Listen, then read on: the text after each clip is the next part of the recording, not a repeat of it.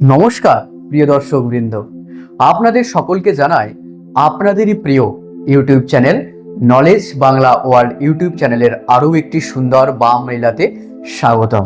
আশা করি সবাই ভালো আছেন।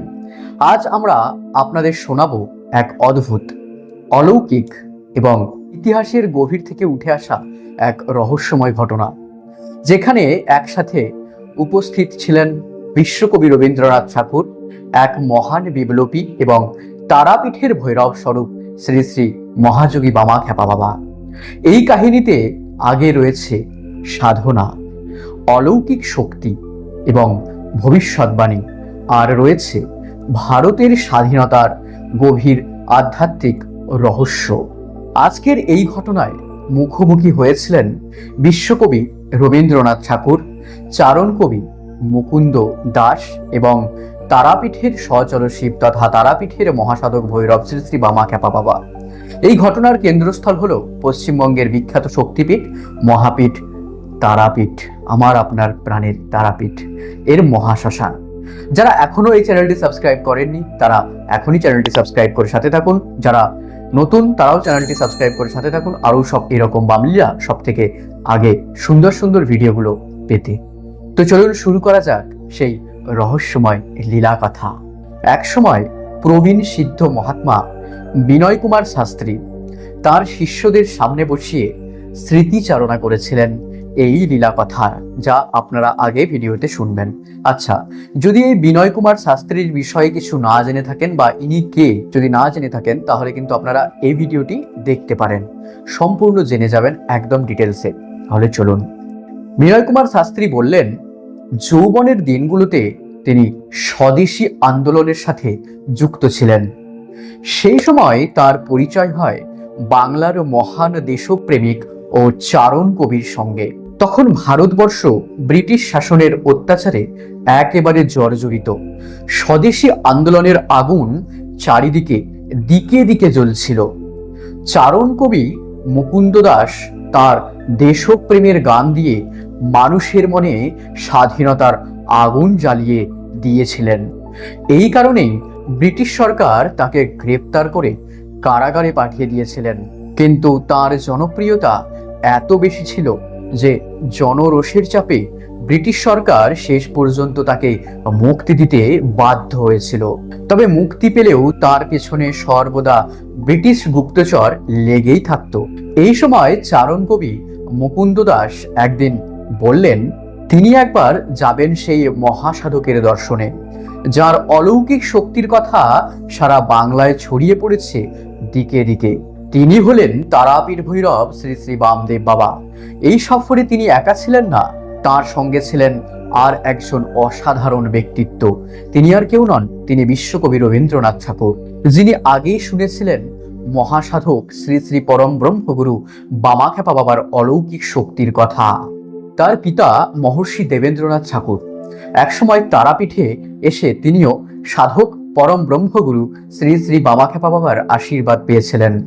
সেই ভিডিও যদি আপনারা না দেখে থাকেন বা সেই ঘটনার কথা যদি আপনারা না জেনে থাকেন, তাহলে এই ভিডিওটি আপনারা দেখতে পারেন। ডিসক্রিপশন বক্সে লিংক দেওয়া রইল, এক অসাধারণ লীলা খেলার ভিডিও, লিংক কিন্তু ডিসক্রিপশনে রইল, চাইলে এই ভিডিওটি দেখার পর সেটি দেখতে পারেন।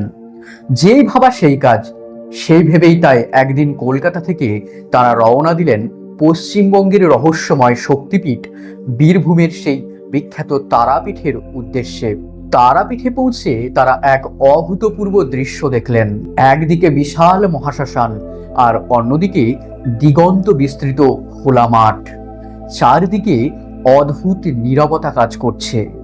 মনে হচ্ছিল যেন এই ভূমিতে এখনো তন্ত্র সাধনার অদৃশ্য শক্তি প্রবাহিত হচ্ছে। তারা মন্দিরে গিয়ে তারা আমাকে প্রণাম করলেন প্রথমেই তারা দুজন। তারপর শুরু হলো অপেক্ষা, অপেক্ষা আর অপেক্ষা, কারণ তারা এসেছেন একজনের দর্শনের জন্য, তারাপীঠের অদ্ভুত মহাসাধক শ্রী শ্রী পরম ব্রহ্মগুরু বামাখ্যাপা বাবার দর্শনে। দীর্ঘ অপেক্ষা, ঘন্টা পেরিয়ে যায়, দুপুর চলে যায়, সন্ধ্যা ঘনিয়ে আসে, কিন্তু বামাখ্যাপা বাবার দেখা একদমই পাওয়া যায় না। লোকেরা বলল, বাবা কখন কোথায় থাকেন তার কেউ জানে না, একমাত্র তিনিই জানেন। কখনো তিনি মহাশ্মশানে ধ্যান করেন, কখনো দ্বারকা নদের জলে পদ্মা আসনে ভেসে থাকেন, কখনো আবার গভীর অরণ্যে নির্জনে তপস্যাও করেন। তবুও রবীন্দ্রনাথ ও মুকুন্দ দাস অপেক্ষা করতে থাকলেন, কারণ তারা জানতেন মূল্যবান কিছু সহজেই একদমই পাওয়া যায় না। দিতে হয় অনেক পরীক্ষা ও রাখতে হয় অনেকটাই ধৈর্য। তাই তো এই মহাসাধকের দর্শন সহজে মেলে না। হঠাৎই ভয়ঙ্কর এক হুঙ্কার। সন্ধ্যা নামতেই হঠাৎ দূর থেকে শোনা গেল, তারা তারা মা, শ্রী দুর্গা জয়, তারা জয় বড় মা। মেঘের গর্জনের মতো সেই শব্দে চারিদিক যেন কেঁপে উঠল। হঠাৎ দেখলেন এক বিশাল কৃষ্ণবর্ণ মহা তেজস্বী মহাপুরুষ তাদের সামনে এসে দাঁড়িয়েছেন। তার চোখ থেকে যেন আগুনের মতো তেজ বের হচ্ছে। শরীরে কিছুই নেই, শুধু পৈতেটুকু ছাড়া। এই মহাপুরুষ আর কেউ নন, ইনি ছিলেন তারাপীঠের সচল ভৈরব, পরম ব্রহ্মগুরু শ্রী শ্রী বামাখ্যাপা বাবা। তারপর যা ঘটলো তা দেখে তারা হতবাক হয়ে গিয়েছিলেন। বামাখ্যাপা বাবা সরাসরি মন্দিরে ঢুকে তারামায়ের ওই পাথরের মূর্তির স্তন থেকে শিশুর মতো দুধ পান করতে লাগলেন।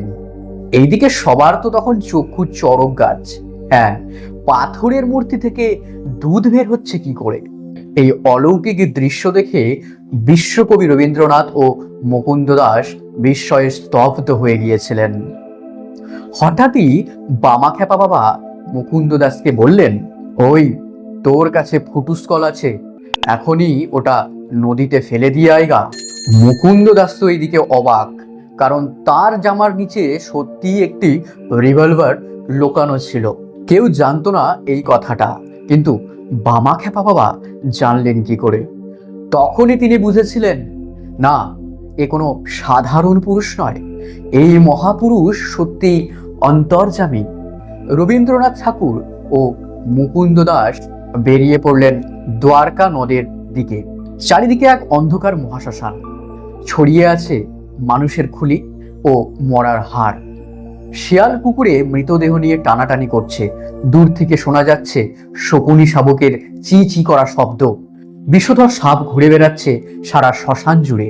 এই ভয়ঙ্কর পরিবেশের মধ্য দিয়ে তারা পৌঁছলেন ওই দ্বারকা নদের ধারে। অবশেষে মুকুন্দ দাস তার রিভলভারটি নদীতে ফেলে দিলেন। মন্দিরে ফিরে আসতেই সাধক বামাখ্যাপা বাবা তাদেরকে বললেন, তোদের তো খুব খিদে পেয়েছে, তাই না? তারপর তিনি দুইটি মাটির ভাঁড় নিলেন।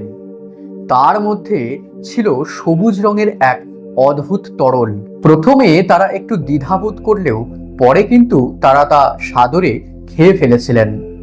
আর খাওয়া মাত্রই তাদের শরীর ও মনে এক অদ্ভুত দিব্য শক্তি ও আনন্দ অনুভূত হয়েছিল। তারপর সাধক বামাখ্যাপা বাবা রবীন্দ্রনাথ ঠাকুরকে বলেছিলেন, তারা মায়ের আশীর্বাদে তোর লেখা সারা পৃথিবীতে নাম করবে, তুই সাধক হবি, ব্রহ্মজ্ঞান লাভ করবি। পরে এই ভবিষ্যৎবাণী একদম হাতে না হাতে সত্যি হয়েছিল। নোবেল পুরস্কার প্রাপ্ত করেছিলেন বিশ্বকবি রবীন্দ্রনাথ ঠাকুর এবং বিশ্ববিখ্যাত হয়েছিলেন তিনি। আর মুকুন্দ দাসকে বামাখ্যাপা বাবা বলেছিলেন, হিংসার পথ ছাড় বাবা, গান দিয়েই দেশকে জাগাও। পরে সত্যিই তিনি দেশপ্রেমের গান দিয়েই মানুষের হৃদয়ে জয় করে নিয়েছিলেন। এর আগেও বামাখ্যাপা বাবা যাকে যা আশীর্বাদ করেছিলেন সেই সব ভবিষ্যৎবাণী কিন্তু পরে গিয়ে সব সত্যি হয়ে গিয়েছিল। এভাবেই বাংলার বহু মহান মানুষ তারাপীঠে এসে বড়মা অর্থাৎ তারা মায়ের কৃপা লাভ করেছিলেন এবং বামাখ্যাপা বাবার কৃপা লাভ করেছিলেন। তো বন্ধুরা, এই ঘটনা শুধু একটি অলৌকিক কোনো কাহিনী বা গল্প নয়, একদম বাস্তব সত্য। এটি আমাদের মনে করিয়ে দেয়, জানেন কি মনে করিয়ে দেয়? আধ্যাত্মিক শক্তি এবং দেশের স্বাধীনতার সংগ্রাম একসময় একই স্রোতে প্রবাহিত হয়েছিল। দুই মা, একজন দেশ জননী আর একজন আমাদের সবার প্রিয় বড় মা। তারাপীঠ শুধু একটি মন্দির নয় ভক্তগণ, এটি এক রহস্যময় শক্তি ক্ষেত্র, যেখানে যুগে যুগে সাধক, বিপ্লবী ও মহামানবেরা আশীর্বাদ পেয়েছেন, পেয়ে চলেছেন আজও। হ্যাঁ, তাকে সূক্ষ্ম দেহে বুঝতে হবে। তারা মায়ের লীলা খেলা কি কোনোদিনও বন্ধ হতে পারে না। আজও যে অবস্থা সেটাও কিন্তু তারা মায়ের লীলা ও তাঁরই ইচ্ছা। যেদিন তার ইচ্ছা হবে সেদিন আবার সব বদলে যাবে। কথাটা মিলিয়ে নেবেন। শুধু মা এবং গুরু বামদেবের উপর ভক্তি এবং অন্তরের ভক্তি বিশ্বাস রাখুন, কালে কালে সব হবে।